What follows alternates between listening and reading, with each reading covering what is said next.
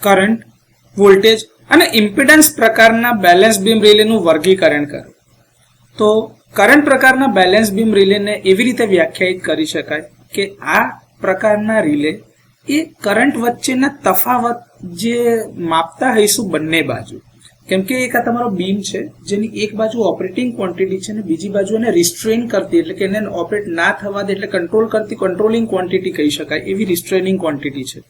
તો આમાં બંને બાજુ પર કરંટ આવશે. જો આ કરંટ જે છે બંને બાજુનો એનો તફાવત સેટ મૂલ્ય કરતાં વધી જાય ત્યારે આ પ્રકારનું રિલે ઓપરેટ થાય છે.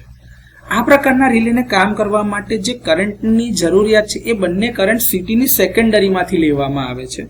તો આ બંને કરંટનો જે તફાવત હોય I1 ના છેદમાં I2, તો I1 અને I2 એટલે કે ઓપરેટિંગ કરંટ અને રિસ્ટ્રેનિંગ કરંટ બંનેનો જે તફાવત છે એ એકબીજાની સાથે કોન્સ્ટન્ટ પ્રપોર્શનમાં એટલે કે એકબીજાના સમતુલ્ય પ્રમાણમાં કહી શકીએ તો વચ્ચે એક કોન્સ્ટન્ટના પ્રમાણમાં હોય છે. તો I1 છેદમાં I2 બરાબર K1 એ K2 ના છેદમાં K1 નું વર્ગમૂળ છે. હવે આ બંને કિંમત કોન્સ્ટન્ટની છે, એક ચોક્કસ કિંમત છે, તો એના લીધે I1 અને I2 ની કિંમત જે છે કોઈ કોન્સ્ટન્ટના સમપ્રમાણમાં મળી શકે છે. આ જ રીતે વોલ્ટેજ પ્રકારના બેલેન્સ બીમ રિલેની જો વાત કરવામાં આવે તો એને ઓપરેટ થવા માટે બંને વોલ્ટેજ વચ્ચેનો તફાવત જોઈશે. હવે જો એ તફાવત સેટ મૂલ્ય કરતાં વધી જાય ત્યારે આ પ્રકારના રિલે કાર્ય કરે છે અને આ વોલ્ટેજ જે છે એ પોટેન્શિયલ ટ્રાન્સફોર્મરના સેકન્ડરીમાંથી લેવામાં આવે છે. એ જ રીતે V1/V2 બરાબર √K2/K1 ની રીતે શોધી શકાય. હવે વાત કરવામાં આવે તો ઇમ્પિડન્સ પ્રકારનું બેલેન્સ બીમ રિલે છે. તો આમાં ઇમ્પિડન્સની વેલ્યુ જે સેટ કરેલી હશે એના કરતાં ઓછી થઈ જાય ત્યારે આ રિલે ઓપરેટ થતું હશે. તો હવે આના માટે તમારે ઇમ્પિડન્સની કિંમત જોઈશે અને ઇમ્પિડન્સ તમને મળી શકે છે વોલ્ટેજ અને કરંટ બંનેમાંથી.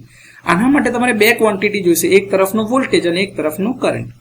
તો એક કોઇલમાંથી કરંટ મળશે અને એક કોઇલમાંથી વોલ્ટેજ. હવે જે કરંટ આવતો હશે સીટીની સેકન્ડરીમાંથી આવે છે અને વોલ્ટેજ આવતો હશે પોટેન્શિયલ ટ્રાન્સફોર્મરની સેકન્ડરીમાંથી આવતો હશે.